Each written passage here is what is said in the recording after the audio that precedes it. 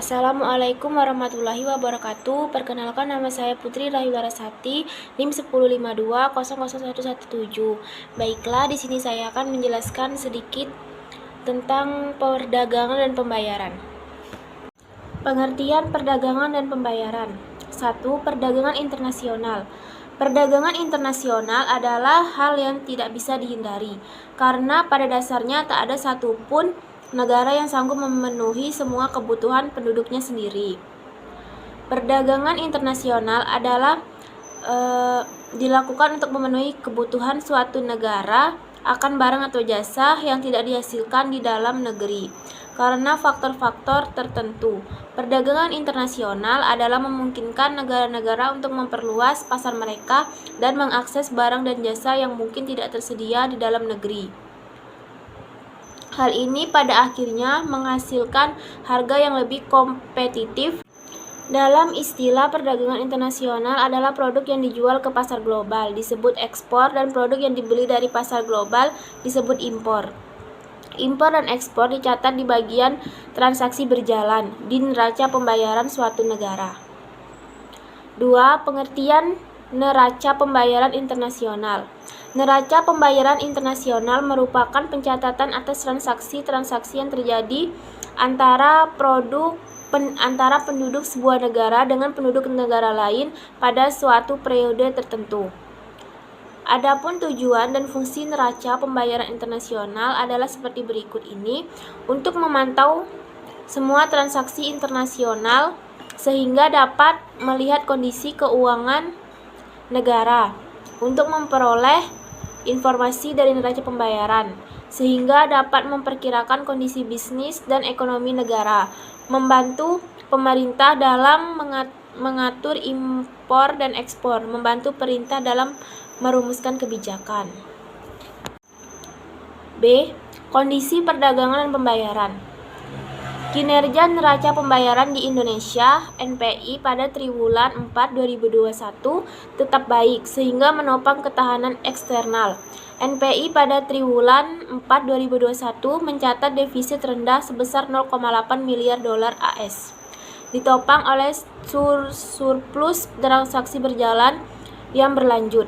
Di tengah transaksi modal dan finansial yang mencatat defisit, dengan perkembangan tersebut, NPI secara keseluruhan tahun 2021 mencatat surplus yang cukup tinggi mencapai 13,5 miliar dolar AS.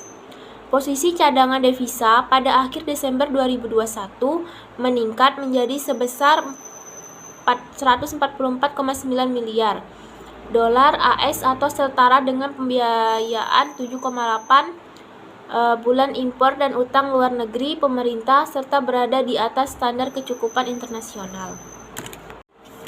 Pemerintah mengambil berbagai kebijakan mendukung kemudahan ekspor, antara lain ditunjukkan melalui perbaikan efisiensi dan daya saing ekonomi sehingga nilai tambah produk ekspor komoditas serta penguatan industri nasional dengan mendorong pembangunan infrastruktur dan pemanfaatan teknologi.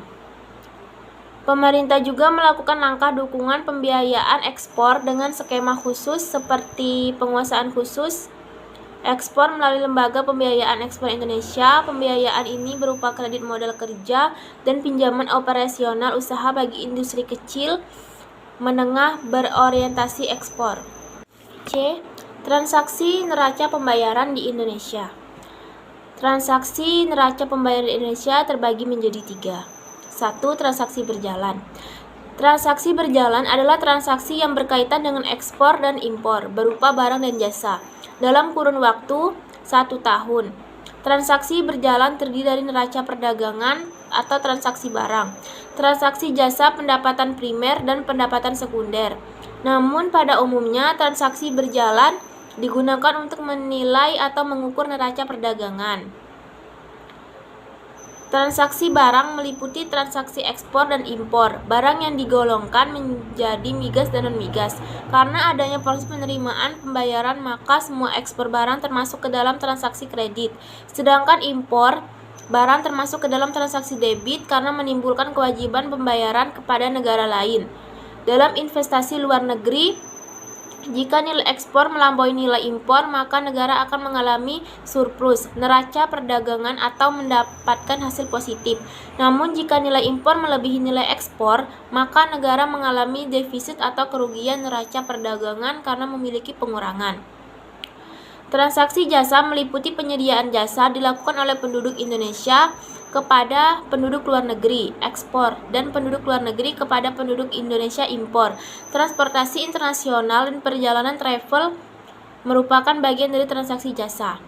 Pendapatan primer terdiri atas penerimaan dan pembayaran, sedangkan pendapatan primer itu sendiri dapat diartikan sebagai perolehan atau hasil yang berasal dari penyediaan faktor produksi, tenaga kerja, dan modal finansial, yang termasuk ke dalam pendapatan primer berupa dividen, kupon, diskon, bunga. Pendapatan sekunder terdiri atas penerimaan dan pembayaran, yang termasuk ke dalam pendapatan sekunder berupa transfer penghasilan atau remintasi, TKA atau TKI, dan transfer-transfer lainnya, hadiah, hibah, jasa, atau uang. 2. Transaksi modal. Transaksi modal biasanya dipakai untuk mencatat hasil bersih yang diperoleh dari transaksi pengeluaran dan pendapatan modal. Transaksi modal terdiri dari aset tetap dan hibah investasi.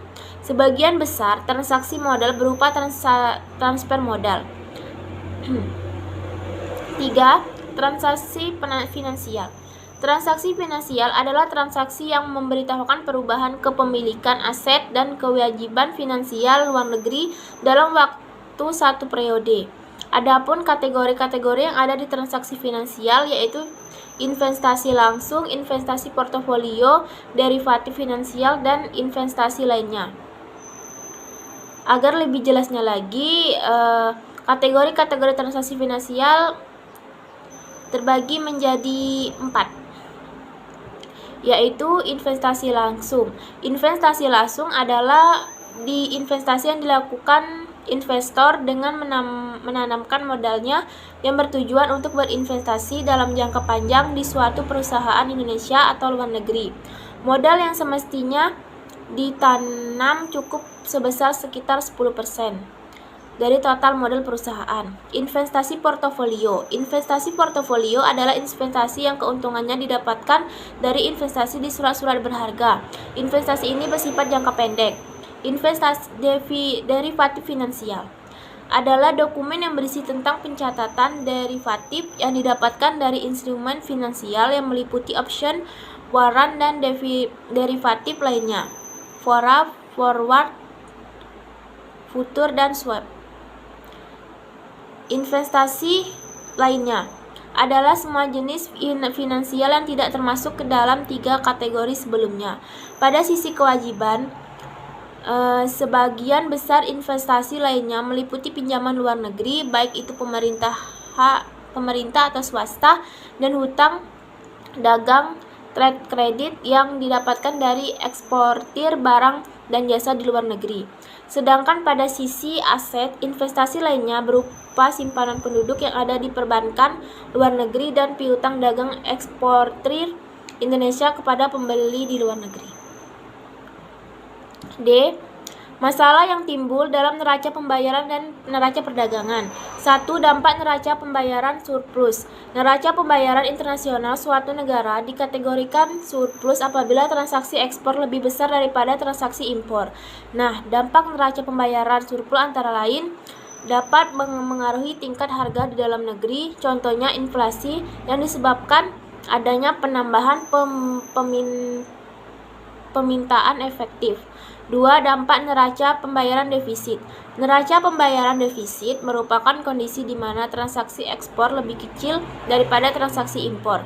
Dampak neraca pembayaran yakni dapat menyebabkan pendapatan negara menjadi sedikit, sehingga utang negara bertambah besar. Selain itu, akan banyak juga perusahaan yang gulung tikar sehingga menambah angka pengangguran.